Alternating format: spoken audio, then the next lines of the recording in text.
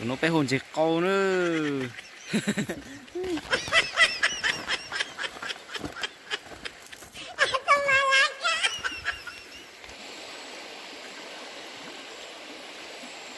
Chết câu trong nó nữa. Mấy cái chơi holy chàng cho nó vô cho nó cho nó nhuận chết câu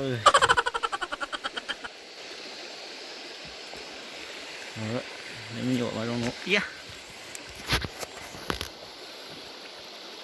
Ý.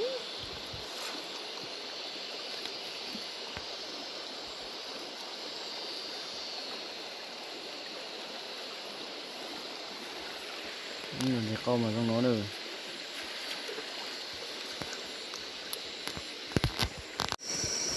Tao tự luôn nữa.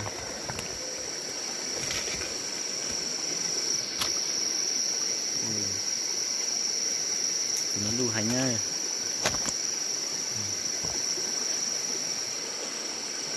Đó, tao bọn nó xin này.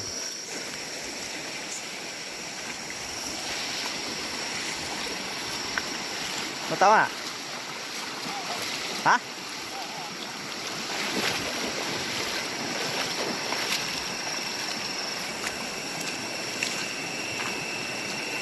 Chứ có hết bây giờ.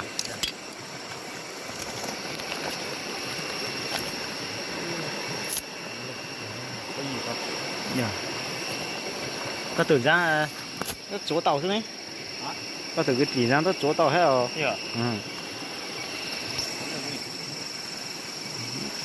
Bình thường nó gì.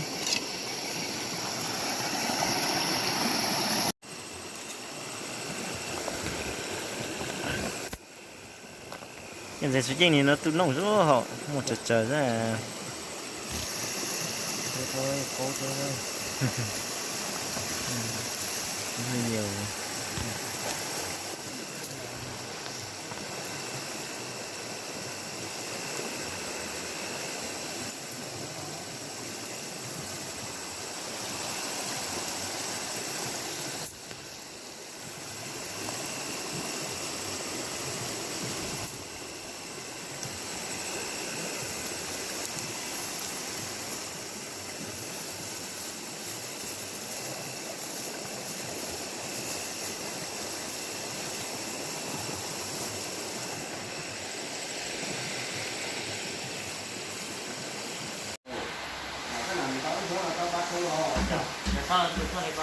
Một tệ kinh tế là cao tệ.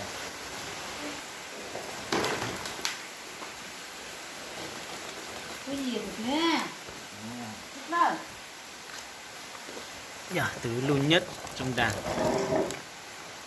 Bây giờ mình cũng ăn ít tệ. Từ cho mẹ.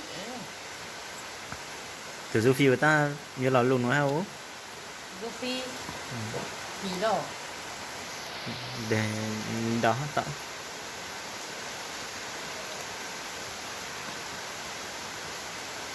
Để tôi non trẻ là gì cáo này.